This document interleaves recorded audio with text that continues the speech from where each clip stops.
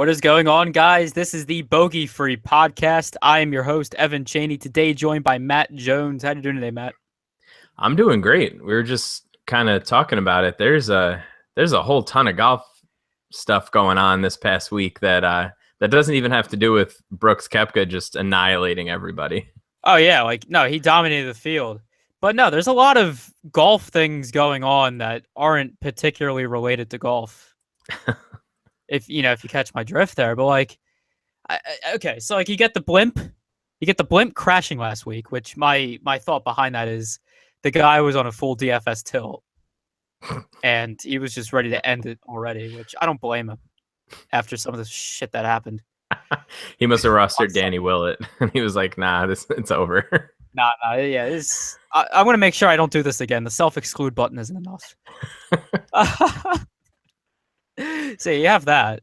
You have the E. coli thing. Yeah. And apparently the E. coli got in the water, which not bueno, I'll tell you that much. Not great. And someone died in the gallery. Yeah, that was pretty horrible. Well, yeah, normally you don't think of that as a good thing. But no, it's... I mean, I don't know what could have... Was that all Thursday, too? That was Thursday or Friday. I mean, it was the first 2 days. It was before the cut, for sure. All three of those things happened before the cut. I think they all might have been on Thursday, which is pretty wild. But, yeah. God, I mean... Yeah, it wasn't the most... Those three things may not have been the most wild things to happen at that course on Thursday and Friday. That may or may not be a controversial statement, but I fully back it. Anyway, so yeah, just breaking down the U.S. Open a little more. First of all, my one friend who's really into golf, he was just bitching and moaning to me the entire weekend. Because we have our group chat and everything. He was just complaining the entire time that the USGA is just a bunch of frauds. Which, I mean, I was kind of denouncing it at first, I don't know what you're talking about, whatever. But as the weekend went on, I kind of understand why he would say that, right? Like the moving pins, the top 60 cut, top 60 and ties cut as opposed to the normal top 70. I don't know. I think he was just mad that he only got 2 through the cut in my head to head with him. But ouch. Hey, no, I gotta tell you. I tweeted this, but I forget which. It was one of the single entries. I got 3 of 6 through, and I ended up cashing at the end. See, the thing is, that was actually more common. That was actually a more common result than I thought it would be. Like a cashing GPP line, with only 3 of 6 through the cut. That's why I ended the weekend so pissed, right? Because I had 4 of 6 through the cut in the Millie Maker. Right, and I calculated everything out, and I had a 69% chance of cashing. That's what I calculated out after factoring in the guys that had 5 and 6 through the cut, all that. Mm-hmm. And I don't cash, which isn't really the biggest concern I'm thinking at this point. But I look at the teams that did min cash, and these had 3 guys, and I had 4. I had 4 guys make the cut, and these guys had 3. I was like, really? I mean, at one point, I don't know. I'm assuming that you follow Cut Sweats, but anybody who's listening that doesn't on Twitter, it's just at Cut Sweats, and it's Nelson Adcock. He tweets out automatically the graphs of how many 6 of 6, how many 5 of 6, how many 4 of 6 most weeks. This was the first week that I've seen him have to tweet out how many 0 of 6 lineups also, because there were actually the same number of 0 of 6 as there were 6 of 6, which is just there were a ton. It's wild. That's crazy. I knew it was going to be bad, but I honestly had no idea it was going to be that bad. Looking at the guys who missed the cut. Oh yeah, if you could, you should just get your money back if you're 0 of 6. No, that takes actual skill to just not get a single And golfer through the cut. and we're talking like full salary or like 49.8 use salary. Like, Yeah, yeah, we're talking about a lineup that was legitimately trying to win this thing. right. It, And it was it was insane. no, But I fully agree. all props all props to Brooks, because I Brooks mean, played amazing. if you watch that final round, I mean, him and Hideki had the two lowest scores, I think, on Sunday. Hideki actually shot lower than Brooks, but was just too far behind to catch him. But just the way that those two guys played that course on Sunday, when everybody, I mean, it seemed like everybody else was kind of falling apart. I mean, what, Koepka shot 67, Hideki shot 66.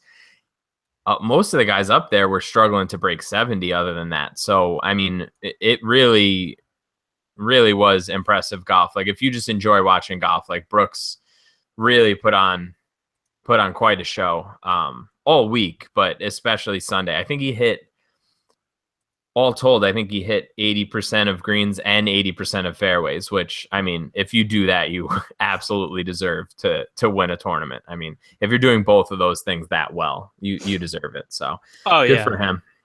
Oh yeah, for sure. Um, so yeah, that's our recap of the U.S. Open. It was a fun tournament to watch. Um, it was just interesting all around. But now we jump over to the Travelers Championship this week. Yeah. Um, this looks interesting. I mean, you got a lot of the same guys that played last week. Um, Yeah, they ended up I don't. scrounging up a pretty good field for this week, considering that last week was a major. Like, Yeah, I'm surprised. usually you Normally, yeah, kind of expect like a weak yeah, field, but yeah, like I the mean, weeks before, like the St. Jude Classic 2 weeks ago, and then this one. Normally, you don't get very strong fields, but this right. actually sets up to be pretty good. Um, so talk about this course for a second, and what stats one might want to look for Yeah, so I dominating mean, this course. considering I mean, it's an awesome, like, just this week being at TPC River Highlands, like, it's a par 70, 6,800 yards. Like, just, you could not be more of an opposite course as last week. Like, it was pushing 7,800 yards depending on the setup last week, and now we're all the way down to 6,800 yards. Like, 1,000-yard difference is pretty substantial. Oh yeah. um so we're thinking, I've been all right, I'm gonna go on a little bit of a thing here, but, like, this has been bugging me, right? So I haven't, as usual, it's Tuesday night. I haven't read anybody else's stuff or listened to any other podcasts or anything yet. I listen to a select few and read some things on Wednesday. Um, it's like, it's one of those things where a par 70 course, like, when it's this short, you can overpower it for sure. Like, there's been guys in the past few years that have just, like, top 5, top 10 driving distance, hit some greens, made some putts, and have won. And then there's guys who really were, outside the top 50 in distance and just hit fairway, hit green, made putts, and won that way. So this is a little bit of a difficult week. The average of, like, I'll go top 25. The average finisher in the top 25 in the last 10 years at this tournament is 34th in driving distance and 31st in driving accuracy. So, I mean, there's a lot of different ways to attack this course. So I think you can get a little creative and sort of go against, like, what fan share tags are telling you and whatever else. And I think you can still find guys with a pretty good avenue to success. Obviously, greens and regulation are going to be important. Scrambling pops up a little bit more this week than in like a normal week for me. So yeah, I mean, that's kind of it's a little bit of everything. The way that the course itself actually breaks down is there's eight of the par fours are between 400 and 450 yards. So that's, I pulled the like the birdie or better rates for those guys, for that distance rather, and I'm sort of zeroing in on those guys because if you can perform well on those, that's almost half the course is a par four in that range. So that's kind of, I don't know. That was a lot of me talking straight in a row, but that's kind of what I'm targeting as of right now. I gotcha. Okay, so yeah, those are the different types of stats you want to look for. So yeah, let's just jump into these golfers here. And as per usual, we'll start with our 10K and up guys. Not that many this week. We only have 4. We have Rory McIlroy at 11,600, Jason Day at 11,500, Jordan Spieth at 11,400, and Justin Thomas at 10,200. Who jumps off the page for you here? And, just talk about these guys in general. I mean, you're looking at the top 2 guys missing the cut last week. Like I said, this course isn't really, I mean, there's grass and there's bunkers. That's pretty much the only like similar thing about these 2 courses. So I'm not putting any weight into the fact that they missed the cut. Rory hasn't been playing a ton lately. I was on him a lot last week, and honestly, I don't know if he's 100% right now. And then the fact that Spieth is less than those 2 guys, but by $100 or $200, it's kind of like you just gotta pick one. Like, I don't know. I think my play is going to be just fading all 3 of them, to be totally honest. Spieth and McIlroy have never played this, haven't played this event, at least in the last 5 years. So there's not a whole lot to pull on there. And Jason Day played a few years ago here. So there's nothing like jumping out at me that I'm like, I have to play these guys. And we saw that last week with these expensive guys. Sometimes, if you can get lucky and you fade these guys in the right week, you can win some money. So it's definitely something I'm considering this week. I mean, yeah, that's always a good thought. But I don't know if fading McIlroy and Day are going to exactly win you all the money, right? I don't know if playing them is going to win you all the money, but I don't know, because, yeah, like what you said, this course does play a lot easier than last week's at Erin Hills. So yeah, McIlroy and Day could definitely be the plays here, and they'll be low owned, right? Only have 12 and 9 fan share tags respectively as of Tuesday night. So definitely some of the least, they're getting talked up a lot less than Spieth and Thomas are in this upper 10K plus range of golfers. So yeah, right. I mean, definitely any of these 4 can help you win a tournament, at least in my opinion. But I think the crowd might gravitate toward Justin Thomas just because he's so much cheaper than everyone else.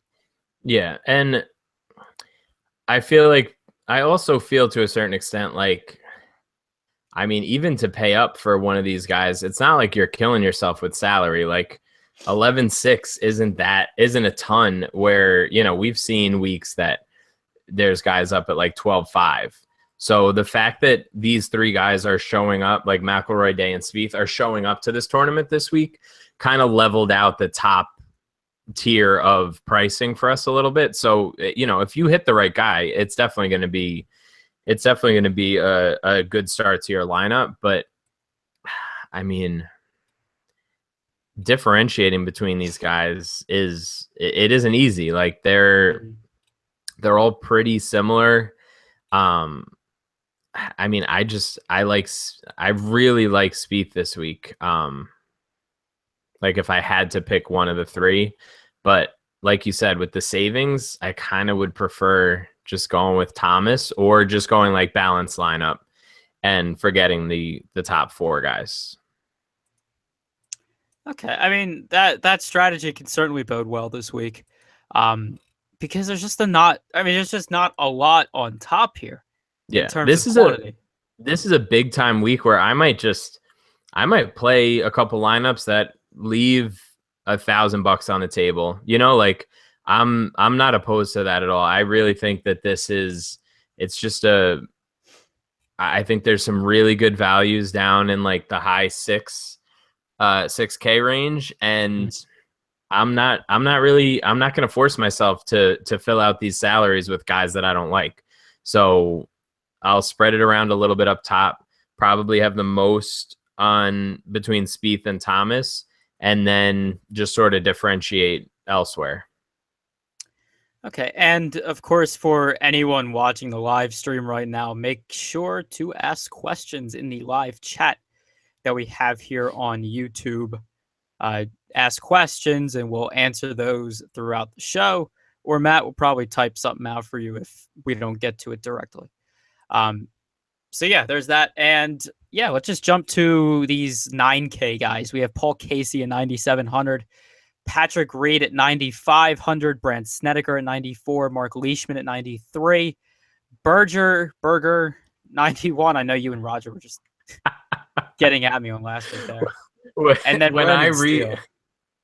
when I went back through the videos, because like if you're again, if you're listening to this, we're trying to add a little bit to the pod, so doing sort of shorter videos, cutting up the podcast a little bit.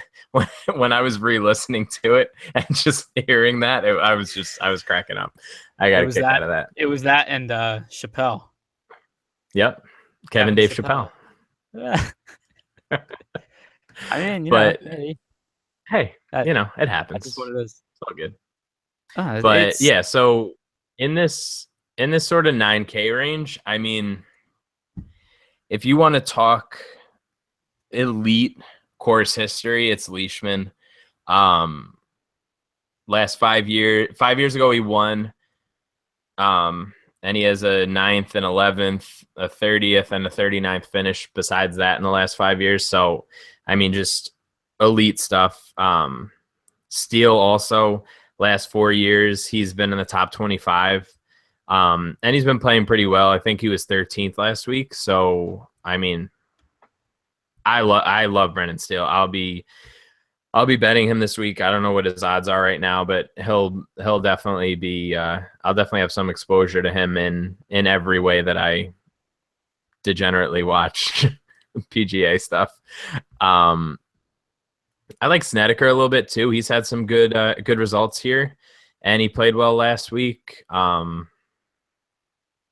Berger seems to be, I mean, kind of what we talked about last week. He's so up and down. It's kind of hard to trust the guy, but he was 5th here last year. I mean, but this whole range is nice. Like, this is what I'm talking about. Like, I might just go balanced and really spread my ownership around on these guys, because Casey played great last week. He was runner-up the week before that. I mean, even Reed was 13th last week. Like, this range is they're coming in with good results recently, and they all have pretty good course history. So, I mean, if I had to pick, it's going to be Steele. Like, if I could only play one of these guys, it's Steele by a lot, but he's going to be high owned. So, I mean, Steele is going to be the starting point of all my cash plays. What about GPPs? That's that's what I'm looking at now. I mean, because the thing is, he is getting talked about a lot, right? So Brandon Steele is definitely getting talked about a lot, and I think Leishman might just be the better play. Although we'll get to someone in the next range of golfers who kind of has the same thing going for him, with great course history and other people throughout the industry talking about him. Yeah, we'll get to that in that range. Mr. Pink Balls himself. Yeah, freaking unbelievable. I hate golf so much. Oh man, it's so tilting. People hear that sound clip, just you just that saying, should be the new intro to the show. Mr. I'll, Pink Balls. I hate golf. All right. I'll get Yeah, my I people mean, on it. if like I said, if I'm talking about cash, it's stealing Leishman by a lot. Like a lot, a lot. Mhm. If I'm going GPP and people are going to be scared off a burger because he missed the cut last week, like this isn't the same course. This is much much closer. Uh, it's a closer comp to the course that he won on than the course 2 weeks ago, than the course that he missed the cut on last week. So if I'm going to throw a dart for a GPP and hopefully get a little lower ownership, I'm not going with Patrick Reed again. I can't keep doing it to myself. He played well last week. I don't care. I'm over it. He needs to string a couple of weeks together because it's just uber tilting to like keep rostering that guy and just throw money away. Of course, now that I said that, he's gonna win and I'm gonna look like a moron. But yeah, I mean this whole range you can see from the fan share tags, like this entire range is going to be pretty spread out because they're all being talked about. So maybe that means their ownership doesn't get as high. Like, what do you think about that? Like, is it possible if all these guys are being talked up this much that they're all going to approach like 25%? How could they? That's definitely a possibility, just because it doesn't seem like the top tier of golfers are being A, talked about as much, and B, just like worth playing. Right. Because again, like it just doesn't seem like it's necessary or like crucial or any kind to pay up at the top, especially in cash. GPPs is a different story, but in cash, there's like no need to pay Yeah. up for McIlroy, Day, or Spieth. Like, So yeah, I'm just looking at it. there's definitely. I'm just Go ahead. sorry.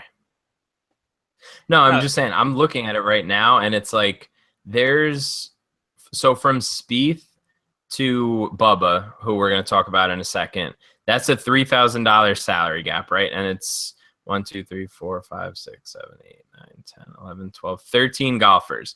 Only one of them even has single digit tags right now on Fanshare.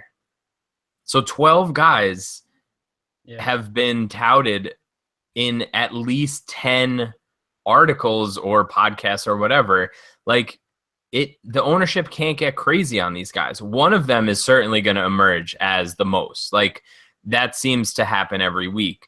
But it's not like all these guys are going to hit 20%. It's impossible. Like, just because they're all the same price, it's impossible for them all to have 20% ownership. Like, one of these, you're going to get one of these guys at a value, and they're going to help you, win money this week. If I'm going to take a chance, like I said, it's going to be Steele and Leishman in the 9,000 range. And I'm just going to hope that their ownership doesn't get out of hand. Yeah, I don't see. That's the thing. It's like the two guys that you like the most seem to be getting some of the most sentiment, or like the most talked about on Fanshare, which again it correlates well to who people are going to end up roster.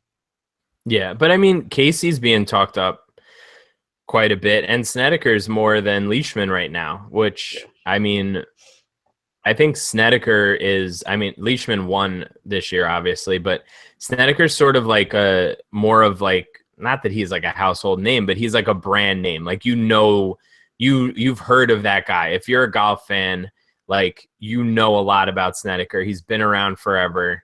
And I think a casual person would be like, oh yeah, Brand Snedeker. Like, I'll click on him because with this ticket that I won, or this, dollar entry that I'm just throwing in.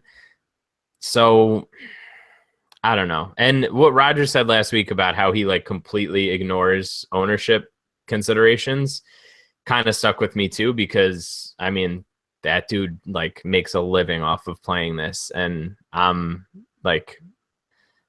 counting down my last couple days of school as a middle school English teacher. So like, I mean, he's got the EV on me there. So Yeah, I mean, I don't know. that is a way to go, like with strategy, but you do have to consider ownership to a point, especially in GPPs, Because if you have an all chalk lineup, like what edge do you have?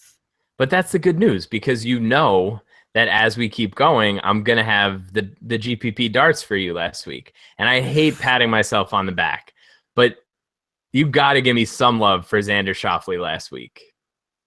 Yeah, Come on, how? come on. First of all, how did you even know who Xander Schauffele was? Oh, my heart, Evan, my heart. Come on. No, I mean I know.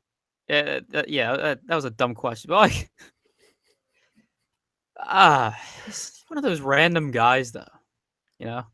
I know, but like I said, it was all about the long par 5 scoring, and he came through. He played well, man. I mean, that dude, for nobody really knowing him, he really came up big. And the wild thing is nobody's talking about him this week, which we'll get to in a second too. But whatever. We've spent way too much time on the 9K range, but I'm just saying. The thing is, though, we did, like, we have, but this 9K range is a big part of how one should probably construct their lineup this week.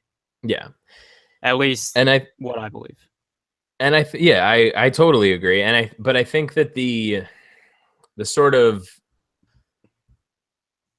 I'm trying to think of the best way to say it. Like, if you know that if you're gonna win a tournament, a GPP, there's probably you're gonna have to roster a guy that has like relatively high ownership. At least one of your 6 guys is gonna have pretty high ownership. So if the guy that you roster in this range is that guy, then you just differentiate as we keep going down, sort of deal. You know what I mean? Like, I think to fade this 9K range because they're being talked to, not that you're saying, I'm not saying like this to you, I'm just saying in general, like, to fade this range because they're being talked up a lot would definitely be a mistake. Like, if you're just saying, oh, I'm not going to play them because they're going to have higher ownership, they're good plays in that range, and it's going to lose you money if you just ignore like Steele, Leishman, Casey, and Snedeker. If you're just like, nah, I'm not going to roster those guys, like, that's probably a bad move. Yeah, no, yeah, I'll agree with that. So yeah, I think we've discussed these 9K golfers. Go to the 8K guys. We have Brian Harmon, Tony Finau, Kyle Stanley, Jim Furyk, Bubba Watson, Zach Johnson, Kevin Tway, Daniel Summerhays, and Chad Campbell are who our options are there. I think the one golfer that should be talked about first before anyone else in this 8K range would be Bubba Watson at 8,400. Mr. Pink Balls himself. He and Leishman are pretty much the course history kings here. Yeah. Bubba Watson definitely having the better course history, I would definitely say. I mean, the last 5 years, he has 25th, a win, 31st, 4th, and 2nd at this course. So he certainly has the course history going for him. Right. And yeah, I mean, what are your thoughts on what are your thoughts on Watson this week? I don't this is a tough one, because I've been burned by like ignoring this elite course history stuff. But I mean, do you feel comfortable clicking his name? Like, Never. What is he, 8,400 like this year? I mean, I guess it's a fair price, but realistically, I do think that it's a pretty fair price. Like, it's in line with his Vegas odds and whatever else. But like, can I honestly click on that guy and be like, oh, I'm gonna throw him into a cash lineup? I really don't think I can. I really don't. I don't care about ownership. I don't care about course history. I'll play him in a GPP, but I'm not trusting that guy the way that he's played this year. He's been so up and down that, I mean, it's like miscut 6th place, miscut 5th place, 26th, miscut, ninth place. Like that's a GPP play. That's not a cash play. You can't. That guy has no cut equity right now. You can't risk that if you really wanna have winning cash lineups. I'm not going to be doing it. Like I said, GPP fine, but if you can roster him in cash, more power to you. I can't click his name. Yeah, there's just no way. There's no way you can ever like do it with confidence. Right. But he does make for a great GPP fade. I mean, he's 8,400, which makes him expensive. He's going to be highly owned. He does make for a great fade in GPPs. If that's the case, if Bubba Watson was like 68, 7K, like if he were that much cheaper, oh yeah, then it would be impossible to fade him. Right. Then it's like, that couple weeks where like Charles Howell III was like 6,600 and you're just like, where's he what? Been? First of all, where's Charlie Howell III been? We have to put out an APB on him because I don't remember the last time he made a start. I can look for it while we're talking and try to pull it up, but I really can't remember the last time that guy played.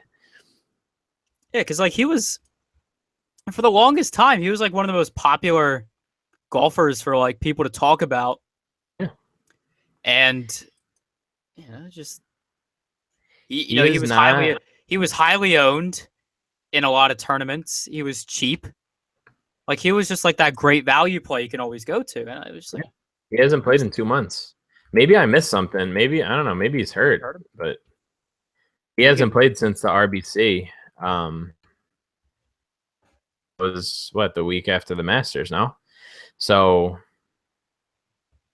yeah, I don't know. Yeah. But other than that, I mean, we have the bogey free plays of Tony Finau and Kevin Tway, so we got that going for us at least this week, Yeah. No, I totally. Those are brand plays. They truly are. Yeah. So Finau, Tway is, I don't know. Tway's odd. You're gonna get him at. You hate Tway so much. I don't hate Tway. It's like you hate him so much. He's the best, man. Oh my god, dude went from like 500th in the world. He's up to like 180, and you're just like, nah. I mean, what if he cracks the top 100? Then fine. Don't give me. All right, enough. Don't give me that. I'll start giving him positive sentiment if he cracks the top 100. Until then, just can't. When he's just birdieing both par fives on the course and mashing on the 400 to 450 yard par fours this week, you're gonna be like, Matt, I should have listened. But it's fine. I understand. Here's the thing. I have so much confidence in my fate of Kevin Tway at this point that you can at me every. You can quote the tweet. You can go into the. Into the birdie bot on Twitter. I'm CCing you on everything. Just do it. It's fine. It's gonna happen. I don't think I'll get like a ton of notifications over the weekend, but you're gonna be blowing up. You're gonna think that you went viral for something. That's the game I guess we're playing now. Kids like actually he's my age. I thought he was a little younger than that. But he played this 3 years ago and he was 26th. That's not terrible. He's had some pretty good form recently. So I mean we're joking around about it, but I think he could be an interesting play this week. There was one stretch where he was like a third, and a fifth, I think, maybe a month ago or a month and a half ago. So, I mean, he's been playing good golf this year. So I'll definitely have some exposure to him. I'll definitely have Finau in my cash lineups. I think he's going to be – I'm hoping that the Bubba chalk kind of eats into the Finau chalk a little bit because they're similarly priced, but I don't think that's really going to happen. No, it doesn't really – it doesn't really seem too likely. Why is everybody listening about Finau now? Like, I liked when it was like he was getting 6 tags and I could just be like, oh, I'm going to get Finau at 3.5% or not 3.5%, whatever, like 6%. And, he's going to like T18 or whatever. But Those days are gone, Evan. We've been doing this pod for too long, and now they're all gone. Long gone at this point. I'm not touching Daniel Summerhays. He did okay here last year, but he was god awful before that. He's been too up and down recently for me, and nobody's talking about him, so there's no point. But as we keep going, we're gonna get into some names in a minute. I'm just letting you know. I want to hear these names. Yeah, I want to hear these names. We're getting there. As the voice just crackles. That's all right. You're still a young buck. It happens. That's very true. So yeah, that's pretty much the 8K range there. We'll tackle the 75 and up guys. So David Lingmerth, Streelman, Knox, Jamie Lovemark, Xander Schauffele, as I'll refer to him as at this point. Seung Yul No. Give me the soundbite on that one. Hudson Swafford and Anirban Lowry. That's the brand. That's the brand pronunciation. The worst. I mean, I run cold in DFS, but I run colder in the name pronunciation. That needs to be in your Twitter bio about your pronunciations. That's actually not bad. That's actually not a bad idea. That's because there's multiple people that can vouch for that. Like, there's more than multiple. There's just like quite a few people that can vouch for like my horrendous pronunciations of some of these names, not just in golf, but like every sport.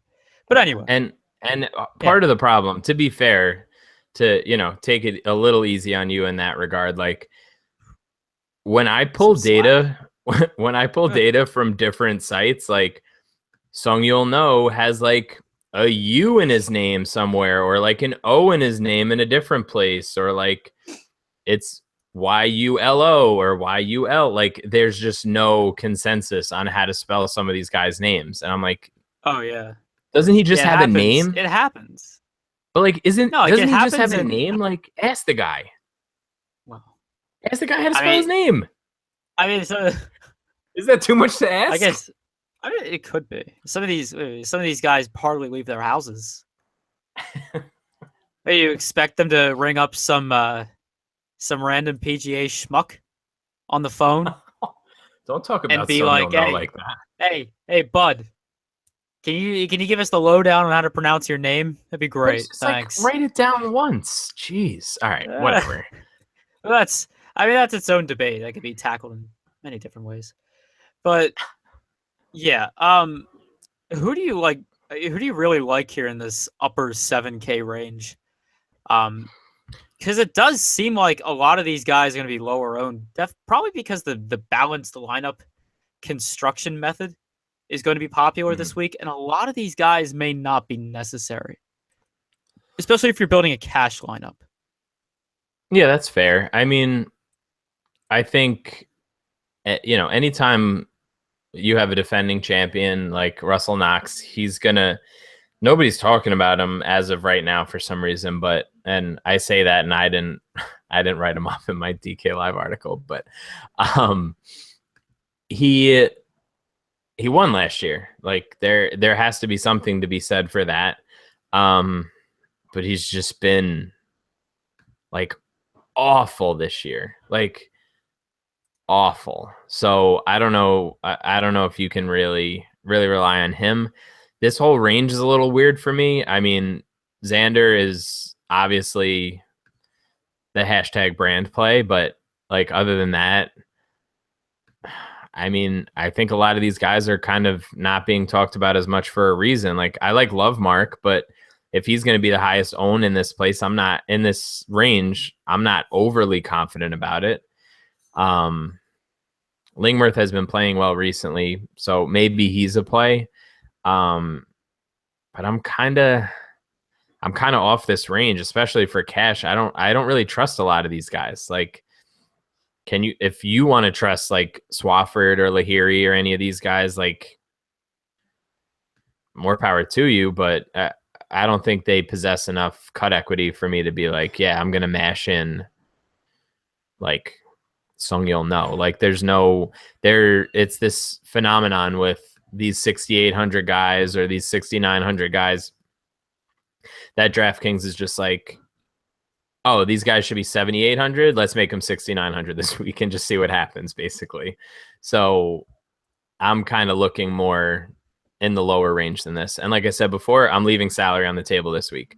If I'm talking to you when I'm building lineups tomorrow night, Evan, and I say like, oh yeah, it's like 49.8, just like drive to Long Island and just slap me in the face, because there's no reason to do it this week. There just isn't. Yeah. No, I feel like I'm ranting a lot today. Am I ranting a lot? I feel like I'm talking a lot today. I mean, no, it's good. It's a good thing. All right. Gives us more action. Talk about it. I think because we had Roger last week, I had like half the talk time of when you're like asking questions. So now I feel like very self-conscious about how much I'm speaking. Oh no, that guy. There was I think I timed it out. There was like a 10-minute point where I just didn't say anything. You two just went at it on something. I don't remember. But if you watch it back, there's just this period where I probably could have left. Like I probably could have like gone downstairs in my house and done something else for 10 minutes. And just no one would have noticed. So, you know. I would have noticed, Evan. Your presence is greatly appreciated. I'm glad. I'm glad the 50% can vouch for the other 50%. Make the whole thing. All right. So, I mean, that's pretty much your upper tier of the 7K golfers. I don't know. Do you have any other notes on them or anything? No, not really through there. I mean, there's so many guys from like 7,400 through 7,000. Yeah. The 74 and down guys. It's so weird. We both are kind of. I think you and I are kind of both eyeing one right now that is great, but not for the right reasons. Oh no, I don't want to talk about Grayson Murray. Yeah, so I get no. He'll be our lead-in to the 7,400 and to 7K guys. At 7,300, we have Grayson Murray rolling in the hood. Great. And based on what he said on Twitter, I don't think he'd appreciate the hood too much. But Jesus. Yeah, he's an idiot. I'm not gonna let it get in the way of actually analyzing the guy. Like he definitely has found. I mean, compared to how he started off the year, he's definitely found some form. I mean, you could say whatever you want about. Yeah, you could say whatever you want about him in terms of like, what he does in his spare time. But he's a great ball striker. And he knows how to use his irons very well. Yeah. So say what you want about the guy. And the thing is, because people hate him so much, it makes him a fantastic tournament play. Because people are going to and I think you might be one of them, to be honest. People might let their emotions and their actual feelings about what he does in his spare time in front of his actual golf game. And last time I checked, DraftKings does not score based on emotional sentiment. If karma is a real thing, like in this world, if karma exists, he'll miss the cut. Oh, absolutely. And he's overpriced. If karma were to exist, though, like something would happen that, not like physically, just his skills would get so poor that he just wouldn't be on the tour anymore. But yeah, he should be 6,900. He's too expensive for me, honestly. Like, regardless of the fact that he's just a blithering idiot in almost every time he logs into the Twitter machine. He's just overpriced for me. I would much rather play Charlie Hoffman. I'd much rather play Bud Cauley in this range. I don't want to say I don't want to say Keegan Bradley out loud, but like I'd even rather play him. So yeah, I'm gonna just completely ignore that Grayson Murray is a human being and move on, you know? That's I quite think that's a it it's for me. quite a interesting take on him. Yeah. I just can't. I mean, I can't log in and see, oh, I'm going to be doing a Q&A in 5 minutes. And then he just like is just Oh, that was the best. the worst. Like he's just an idiot. That I was the just best. can't. Like what? What does he expect? Like what does he expect to get out of that? And it's like, who wants to hear your opinion, dude? Like how I how mean, the thing is, he has self-important. followers. I know, but He it's has like, Twitter followers. yeah, but like people look at a car accident on the side of the road too. It doesn't mean that they're rooting for the car accidents to happen. Like That's it's an interesting take on it. I'm kind of happy about that analogy. I think I nailed that one, but I I digress. that was But that yeah, was an interesting. No, no, it's definitely an opinion. Or it's definitely an interesting way to put it. But yeah, there's definitely other golfers in this range that you might be more willing to play yeah. I mean, based on a variety of factors.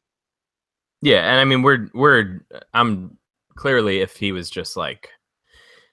objectively a good play, I would play him. But I really do think he's a little overpriced.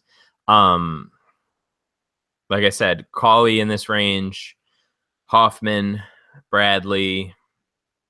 I mean, you go down $100 and you get to like Emiliano Grillo.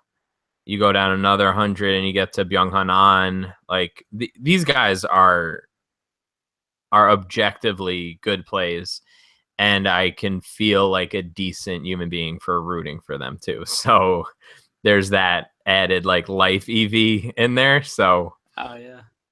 I So got here's that my going for question me. to you. Yeah. I'll pose this question to you: would you play Grayson Murray if he were free? Oh yeah. Yeah. Okay. I mean, like I said, honestly, if he wasn't in the 7K range, if he was 69 or 6800, I think that's appropriate pricing for him. And I, I would consider him in that range. But there's too many good plays from 7400 to 7000 that I don't think I need to play him anyway. I mean, even a guy like Ryan Palmer could find some form here a little bit, and he might be an interesting play in like a GPP. But I mean, cash wise, I'm looking at the guys I listed already. So that's just me. I don't know. I think that there's a ton of guys worth talking about right under 7,000 still. So it's not a week that I'm really scrounging for guys to play. So Okay, that's fair. Um. So yeah, I mean, I don't know. You look down at the rest of this list of golfers. Who are you playing here? I mean, under 7K. If you really want to roster, two of these guys up at the top, in McIlroy and Day. I mean, pricing is tighter now than it was last week. Um, have so many of those newish players, or like they're not playing this week, so pricing is definitely better, tighter. If you do want to get at least two of those double digit, price guys, who do you want? I mean, Or like who do you name a want? guy at 6,900 that isn't VJ Singh. Really, like I like all those guys. You like Ches? Like Oh, my man I love Ches? Ches. I love Ches every week Ches Real. just because it's fun to say his name. But Ches Ches, Real, I I think, mean, he's is actually pretty good. objectively a good play. I mean, you're talking about a guy doesn't have hardly any distance off the tee, but he puts himself in good positions all the time. He hits greens. He scrambles really well. He's 11th on tour right now in the par 4 birdie or better, distance that we're looking at. I mean, Mm-hmm. Kevin Na is 5th in that same category. He's you know, I mean, he's kind of a whiner on Instagram about the fescue, but other than that, like objectively, he's a good play. Yeah. Webb Simpson, I like a little bit. Even Piercy. I mean, he's accurate enough. He hasn't played well lately, but nobody's going to roster him. I mean, if you throw him in one lineup, I think, you know, he has a route to a top 25 here at that price. I think is worth it.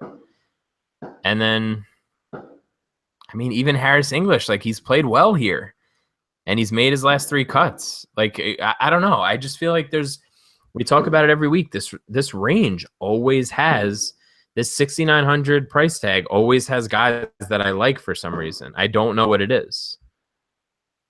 I mean, there's so many in there. Right? There's so many golfers in that, in that range. You kind of have to like someone.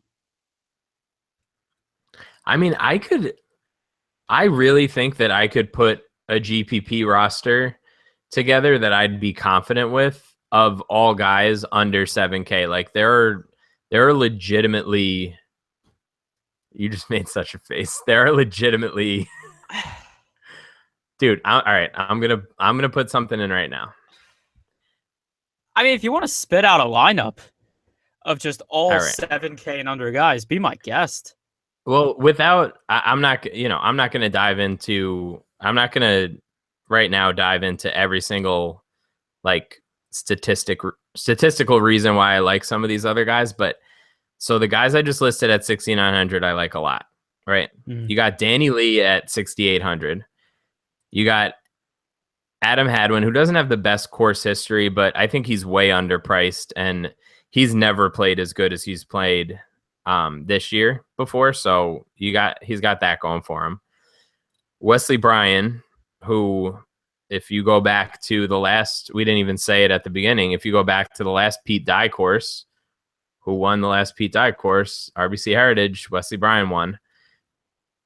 Patrick Rogers is down here at 6,800. Jason Kokrak, I like a little bit.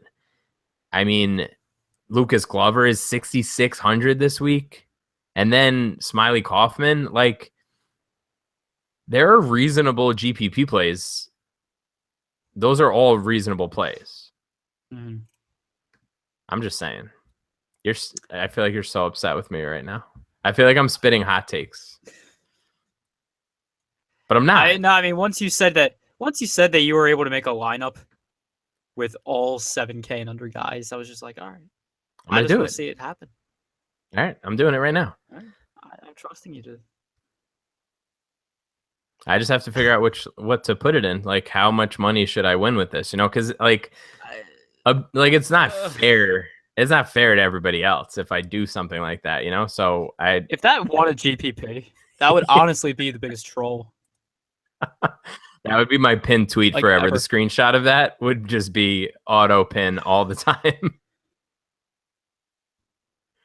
That's certainly a tactic.